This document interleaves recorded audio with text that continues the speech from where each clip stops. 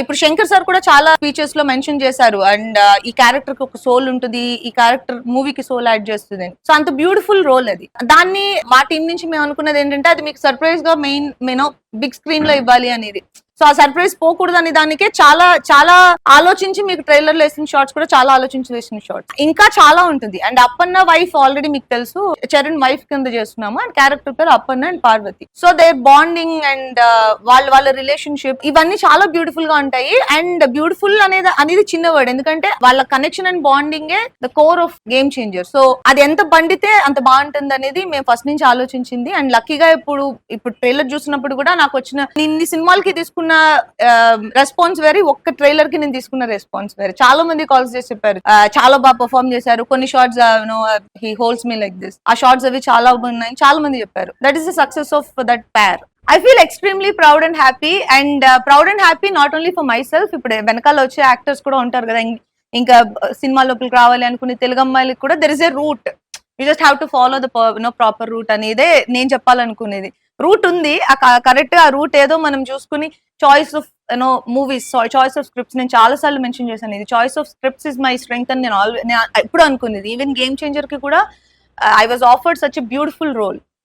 So I was very happy. It's a double dhamaka for me. I'm working in such a under such a big direction, and also character character కూడా బాగుండాలి. Just వచ్చేమో పోయామన్నట్టు వచ్చినా కూడా పెద్దగా impact ఉండదు. And so Telugu అమ్మాయిలకి తెలుగు ఇండస్ట్రీలో if you do hard work you can make a spot అనేది నేను చూపించాలనేది నేను అనుకునేది. And I hope more girls will come in to industry. Ram Charan గారు హీస్ ఫెంటాస్టిక్ యాక్టర్, మనకు అందరికీ తెలుసు. ఆయనకి రంగస్థలం తర్వాత అలాంటి ఒక ఎక్స్ట్రాడినరీ పర్ఫార్మెన్స్ డెలివర్ చేయగలిగే role Appanna. And of course both roles and dual role చేశారు కాబట్టి. బట్ అప్పన్న అనే ఒక క్యారెక్టర్ మీరు చూసినప్పుడు ఆ క్యారెక్టర్ మిమ్మల్ని డెఫినెట్ గా it will leave you with tears. ఆ పర్ఫార్మెన్స్ ఆయన డెలివర్ చేశారు. అందరికి రెండు బ్యూటిఫుల్ క్యారెక్టర్స్ అండి, రెండు బాగా ప్లే చేసిన క్యారెక్టర్సే రామ్ చరణ్. బట్ నా personal Appanna, and of course అందరికి పర్సనల్ అప్పన్న. మీరు రేపు సినిమా చూసి నాకు చెప్పండి. హస్బెండ్ ఆ క్యారెక్టర్ ఆ క్యారెక్టర్ మెన్షన్ చేయాలి కదా. యాక్చువల్ గా శంకర్ సార్ హీస్ వెరీ ఏమంటారు మనకే ఉంటుంది అది. హీస్ వెరీ ఆయన చాలా నార్మల్ గా ఉంటారు. ఆయన మొత్తం కాన్సన్ట్రేషన్ అంతా ఈ షాట్ సరిగా రావాలి దాని మీదే ఉంటుంది. ఆయన పెట్టే ఎఫర్ట్స్ ఆయన పెట్టే ఇంట్రెస్ట్ ఉంటుంది కదా, చూసినప్పుడు మనకు కూడా పెట్టాలని అనిపిస్తుంది.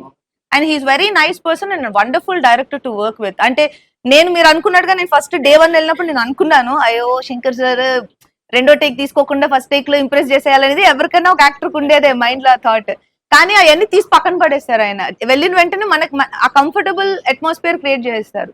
అండ్ హీస్ వండర్ఫుల్ డైరెక్టర్ అండి. నేను ఏం చెప్పాను, నేను I'm blessed to work with him అంతే.